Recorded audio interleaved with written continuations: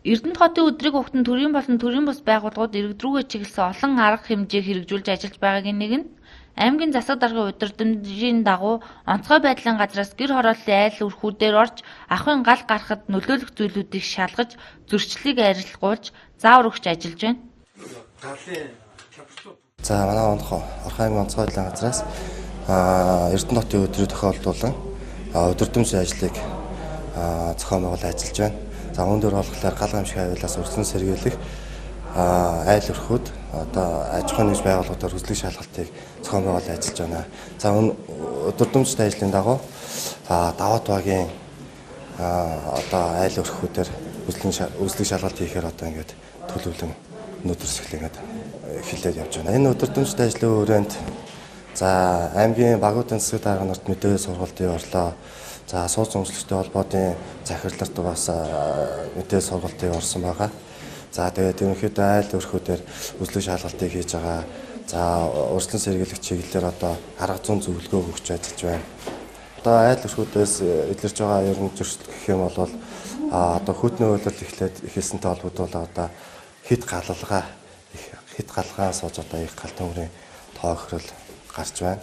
За өнгөрсөн оны муу үетэй харьцуулбал галтан үрийн тоохрол маань буурсан үзүүлэлттэй байгаа хэдиж одоо иргэдийн аймнаас эрүүл мэнд одоо энэ жил одоо их эрсдэх тийм эрсдэл өндөртөө одоо тийм тоо үзүүлэлт нь өссөн тийм үзүүлэлт гарсан байна.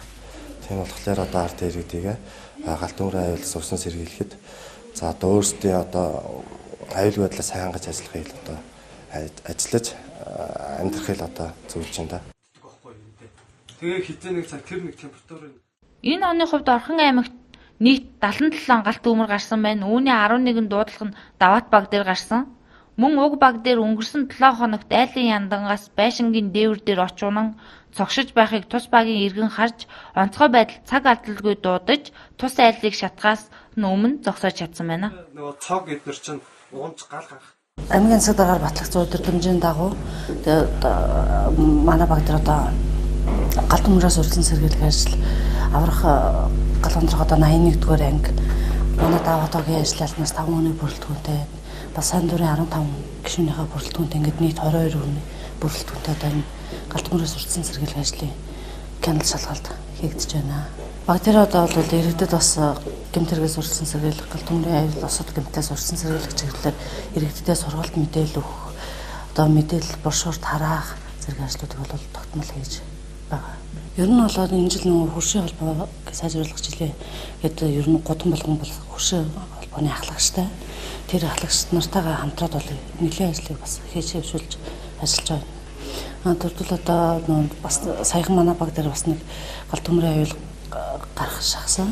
Тэр нь болохоор нөгөө бас иргэн мэдээлэлд нөгөө дээврийнхаа яндангийн залгаасаар бас оч хаяад ингээд галт төмөр гарахыг мэдээд одоо урьдчилан сэргийлэлд түргэн дуудах хүсний дагуу хард мэдээллийг хурдан өгсөний дагуу одоо ингээд галт төмрөөс галт төмрийн онцгой байдлын газар хурдан ирж арга хэмжээ авснаар одоо тэр айл бас галт төмрийн аюул төртгөө сэргийлэгдсэн байгаа.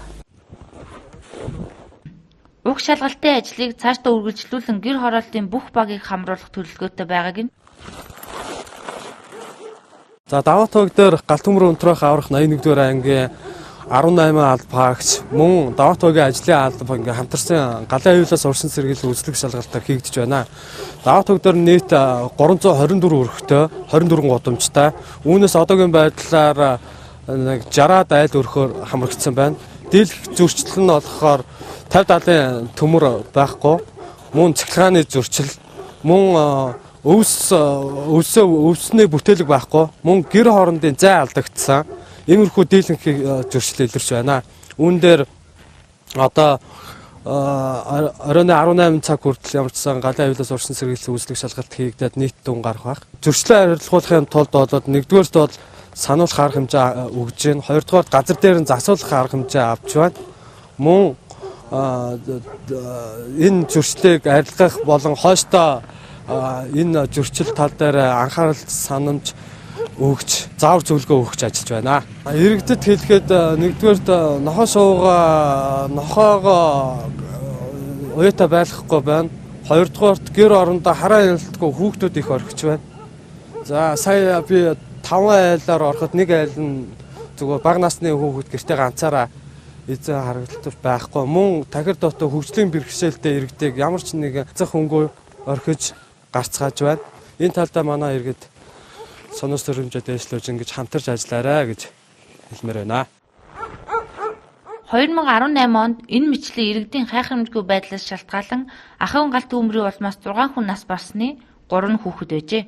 Тиймээс эцэг их та бүхэн бага насны хүүхдээ хараа хяналтгүй орхихгүй байх галгаагаа тохируулан газан билет болон индукцэн билетийг зааврын дагуу ашиглахыг мэргэжлийн байгууллагаас уриаллаа. Тэрийг яриад байгаа зүгээр юм.